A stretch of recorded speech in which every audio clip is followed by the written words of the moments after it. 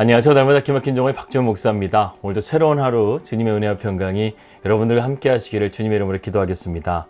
여러분, 이 세상은요, 그야말로 영적인 전쟁터입니다. 그래서요, 전쟁은 이미 시작되었고 그리스도인은 이 전쟁터 한가운데 서 있게 된 것이죠. 그 전쟁에서 우리가 승리할 수 있는 유일한 길이 있습니다. 그것은 하나님의 전신갑주를 입는 것이죠. 그런데 중요한 것은 우리가 정말 이것을 입고 있는가 안 입고 있는가가 참 중요하다는 사실입니다.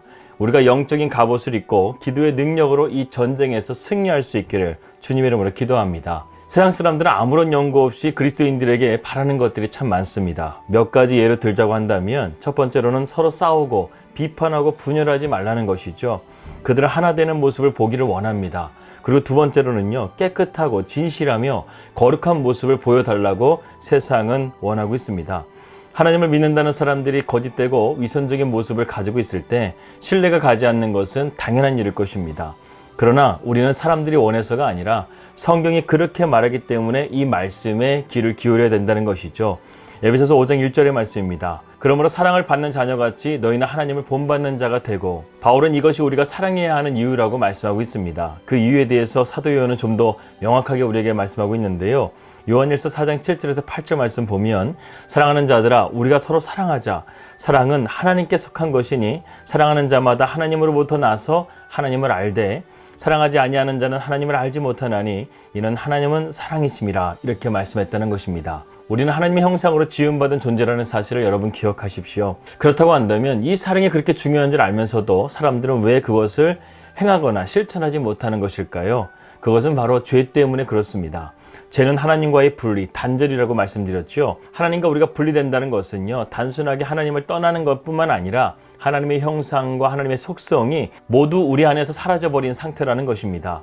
그렇기 때문에 우리가 하나님을 믿고 이러한 형상으로 바뀌어가는 과정이 바로 성화의 과정인데, 이 과정은 우리가 연약한 인간의 육신의 몸을 입고 있기 때문에 쉽지 않고 어려운 것이라는 겁니다.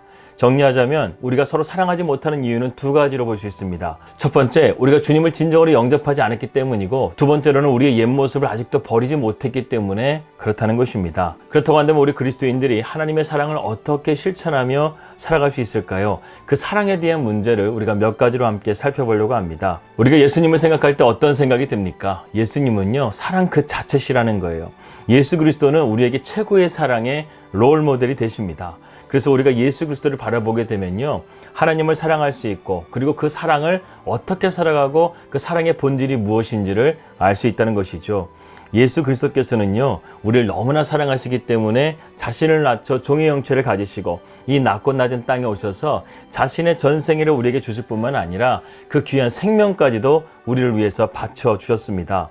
그렇기 때문에 하나님의 사랑의 가장 깊은 곳에는요, 바로 예수 그리스도의 십자가의 사랑이 자리 잡고 있는 것이죠.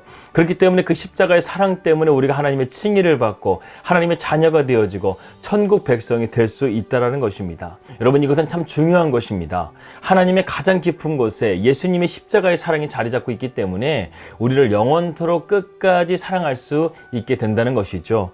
갈라디아서 1장 4절 말씀 보면, 그리스도께서 하나님 곧 우리 아버지의 뜻을 따라 이 악한 세대에서 우리를 건지시려고 우리의 죄를 대속하기 위하여 자기의 몸을 주셨다 했습니다. 오늘 본문 말씀 2절의 말씀에서도 그리스도께서 너희를 사랑하신 것과 같이 너희도 사랑 가운데서 행하라. 그는 우리를 위하여 자신을 버리사 향기로운 제물과 희생 제물로 하나님께 드리셨느니라. 이렇게 말씀했습니다. 우리는 이러한 은혜를 받은 자로서 어떻게 살아가야 되겠습니까?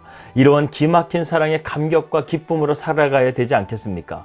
그러나 우리가 그러한 삶을 살지 않게 되게 되면 의무적으로 신앙생활을 하게 되고, 그리고 마른 장작과 같은 신앙생활로서요, 정말 기쁨이 없고 소망이 없고 세상적인 염려와 불안 가운데서 살아갈 수밖에 없다는 것입니다. 여러분, 주님의 사랑은요, 우리에게 자신의 목숨을 바칠 만큼 고귀한 사랑이었다는 거예요. 열정적인 사랑이었습니다. 우리는 그러한 사랑을 받음을 통해서 구원을 받은 것이죠. 그렇기 때문에 우리가 주님을 참되게 믿는다고 한다면 우리는 우리에게 주어진 십자가를 부인하지 않고 자기의 십자가를 지고 믿음으로 나아갈 수 있는 그런 담대한 그리스도인이 되어야 하겠습니다. 사랑에는 두 종류가 있습니다. 자기 희생적인 사랑과 자기 중심적인 사랑이 있어요. 우리는 대부분 자기 중심적인 사랑에 머물러 있을 때가 있습니다.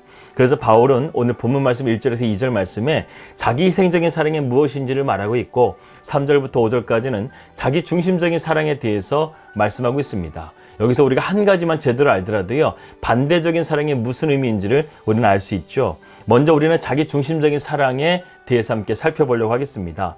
자기 중심적인 사랑은요, 초점이 자기에게 있기 때문에 이웃에 대해서는 무관심이나 이기심으로 똘똘 뭉쳐 있다는 거예요. 이런 마음은요, 음행과 온갖 더러운 것과 탐욕으로 연결될 수밖에 없다는 것입니다. 5장 3절 말씀입니다. 음행과 온갖 더러운 것과 탐욕은 너희 중에서 그 이름조차도 부르지 말라.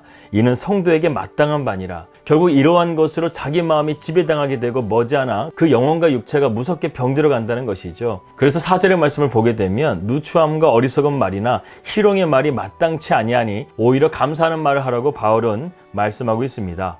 사랑이 없게 되면 이런 저급한 말들이 계속하게 된다는 것이죠. 이런 모습은 그리스도를 따르는 자들이 해서는 안 된다는 것입니다. 반면에 희생적인 사랑은 어떤 사랑일까요? 그 초점이 자기에게 있지 않고 하나님에게 있고 예수님에게 있고 이웃에게 있기 때문에 감사와 찬양으로 충만한 그러한 모습이 될 수 있다는 것입니다. 에베소서 5장 5절에서 6절 말씀 보면 너희는 정녕 이것을 알거니와 음행하는 자나 더러운 자나 탐하는 자나 곧 우상 숭배하는 자는 다 그리스도와 하나님의 나라에서 기업을 얻지 못한다고 했습니다. 6절 말씀도 누구든지 헛된 말로 너희를 속이지 못하게 하라. 이런 말미암아 하나님의 진노가 불순종의 아들들에게 임하나니 이렇게 말씀했다는 것이죠.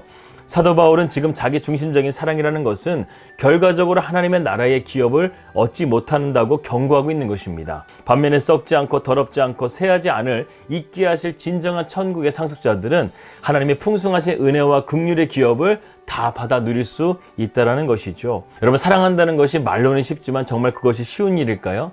아니에요. 사랑은 가장 어려운 것이 바로 사랑입니다. 그러나 바울은 오늘 말씀을 통해서 우리에게 몇 가지 신앙의 원리를 말씀해주고 있습니다. 우리가 이것을 붙들고 믿음으로 나아갈 수 있다고 한다면 우리의 삶은 주님의 사랑과 은혜와 긍휼을 따라가는 아름답고 건강한 열매를 맺는 삶이 될 줄을 믿습니다. 첫 번째로 바울은 하나님은 사랑의 하나님이라는 사실을 너희가 신뢰하라고 말씀하고 있습니다. 5장 1절 말씀 보게 되면 그러므로 사랑을 받는 자녀같이 너희는 하나님을 본받는 자가 되라고 말씀하고 있어요. 1절의 말씀과 같이 하나님을 닮는 것은요, 바로 그분의 사랑을 닮는 것과 마찬가지입니다. 그렇기 때문에 우리는 하나님의 사랑과 은혜를 늘 묵상해야 한다는 것이죠. 십자가의 구원의 사랑, 하나님의 인자와 자비의 사랑을 우리가 늘 기억하면서 그분의 사랑이 늘 메마르지 않도록 우리는 늘 우리의 신앙을 점검하며 나아가야 되겠습니다. 물론 하나님은 정의와 공의의 하나님이시기 때문에 때로는 엄격하시고 무서우신 면이 물론 있습니다. 그러나 그와 동시에 하나님은 인자와 자비와 긍휼이 풍성하신 하나님이시기 때문에 우리가 그런 사랑 안에 잠기게 되면 하나님의 놀라우신 은혜를 경험할 수 있게 된다는 것이죠. 따라서 우리가 이러한 하나님의 사랑과 은혜의 삶을 살기 위해서는 예수 그리스도를 바라보는 것밖에는 길이 없습니다. 십자가는 바로 하나님의 사랑의 실천이라고 그랬죠. 하나님의 사랑은 십자가를 통해서 하나님의 사랑이 어떠한지를 우리에게 보여주고 있습니다. 예수님은 십자가에서 죽기까지 우리를 사랑하셨죠. 예수님의 용서에는요, 한계가 없다는 거예요. 무한계가 바로 예수님의 사랑이라는 것입니다. 하지만 우리 인간의 사랑은요, 한계가 있어요. 그래서 그 경계를 넘어서게 되면 우리는 그 사람을 용서하지 못하거나 그 사람을 시기하고 미워하고 그리고 결국에는 그 사람을 해하려고 하는 그런 마음까지 나아가게 된다는 것입니다. 하지만 우리가 예수님을 바라보게 되면 이러한 무한한 사랑, 영원한 사랑 가운데 거함을 통해서요, 우리는 계속해서 그 사람을 사랑할 수 있고 그 사람을 품을 수 있다는 것입니다. 여러분, 주님께서는요, 죽기까지 우리를 사랑하셨어요. 그런데 여러분, 이것에 대해서 너무 염려하지는 마십시오. 주님께서는 우리가 진짜 십자가를 지고 골고다 언덕을 올라가라고 말씀하시는 것이 아닙니다. 하지만 우리 각자에게는요, 삶에 대한 무게의 십자가가 있습니다. 어떤 사람들은 무거운 십자가가 있고 어떤 사람들은 가벼운 십자가가 있어요. 하지만 중요한 것은 십자가는 우리가 죽기 위해서 진다는 것입니다. 그렇기 때문에 우리가 주님에 대한 사랑을 받고 그분 안에서 온전해지기 위해서는요, 나는 죽고 내 안에 예수로 살아가는 이러한 믿음의 자세로 나아가야 된다는 것이죠. 예수님의 십자가의 사랑은 어떤 사랑이었습니까? 사랑과 희생과 헌신의 사랑이었어요. 원망과 불평과 시기가 전혀 없었다는 것입니다. 그렇기 때문에 우리가 주님의 사랑을 닮아간다고 한다면 원망과 불평과 시비가 없도록 우리가 온전하게 사랑해야 되겠습니다. 자기가 조금 남들보다 잘한다고 상대방을 무시하거나 기도를 못한다고 상대방을 우습게 여기거나 교회 봉사를 안 한다고 상대방을 정죄하거나 판단하는 것은요, 잘못된 것이라는 거예요. 이러한 마음을 우리는 버려야 되겠습니다. 그런데 우리의 힘으로는요, 이것을 버릴 수가 없다는 거예요. 오직 우리가 예수님을 바라볼 때 우리는 사랑도 가질 뿐만 아니라 이러한 것들도, 우리의 옛 모습도 버릴 수 있는 하나님의 놀라우신 은혜가 우리 가운데 임하게 된다는 것입니다. 그렇기 때문에 우리는요, 오늘도 예수님을 바라보고 내일도 예수님을 바라보고 우리가 죽는 그 순간까지 예수님에 대한 시선을 놓치지 않고 믿음으로 주님을 바라보면서 나아가야 될 줄을 믿습니다. 여러분, 주님을 바라보십시오. 하나님을 사랑하십시오. 그리고 하나님 중심으로 생각하십시오. 이런 희생적인 사랑에는요, 자기 절제가 정말 필요합니다. 그래야지만 우리는 이웃을 사랑할 수 있고 형제를 사랑할 수 있고 예수님을 사랑할 수 있는 그런 사랑의 모습으로 나아갈 수 있다는 것이죠. 원리는 간단합니다. 내가 십자가 앞에 죽고 예수로 살면 됩니다. 그런데 자기 중심적인 사랑이 내 안에 강하다고 한다면 이것은 가장 어려운 문제가 될 수밖에 없다는 것이죠. 여러분, 이런 사랑 가운데 어려워하고 있습니까? 아니면은 믿음으로 순종하고 있습니까? 이것을 한번 잘 점검해 보십시오. 그 다음으로 우리가 사랑에 충만한 신앙생활을 할 수 있는 원리는요, 바로 감사하는 삶을 살아가는 것입니다.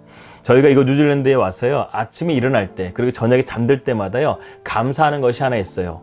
그것은 무엇이냐면, 와, 하나님께서 지금 우리를 뉴질랜드에 보내주셨어. 이렇게 아름다운 곳에, 그리고 하나님의 비전과 하나님의 꿈이 있는 곳으로 우리를 보내주셨어. 이러한 감사로서 하루를 시작하고 하루를 마무리하게 됩니다.